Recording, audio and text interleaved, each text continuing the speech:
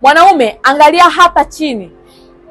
Hivi ni vipele ambavyo vinamtoka mwanaume sehemu za siri. Ikiwa unapitia changamoto hii ya kutokwa na hivi vipele sehemu za siri, ufahamu ya kwamba lazima tu utapoteza uwezo wako kitandani, yaani hamu ya tendo la ndoa itapungua, kwa sababu hawa vipele ambao wanaitwa HPV wana uwezo mkubwa sana wa kupotezea wewe mwanaume upungufu wa nguvu za kiume. Yaani unajikuta tu ulikuwa na uwezo mzuri wa kushiriki tendo la ndoa, lakini ukikumbana na hivi vipele kwenye uume itakupelekea mwanaume utashindwa kusimamisha kabisa. Na hata kama ulikuwa na uwezo mkubwa sana wa kushiriki tendo la ndoa, basi utajikuta hamu inaisha, uume unasimama kwa muda mfupi, unalegea, hauwezi tena kuhimili tendo la ndoa kama ilivyokuwa zamani. Hasa kama ni wewe mwanaume ambaye unapitia changamoto hii ya kutokwa na vipele sehemu za siri, yamkini vipele hivi vinakuja na kupotea, lakini hii ni changamoto ambayo ipo kwenye damu, na ndio maana unajikuta vipele vinakuja vinapotea. Unatumia tube lakini haviponi, vinakuwa vinajirudia mpaka inakupelekea kwenye pumbu zako, yani kwenye korodani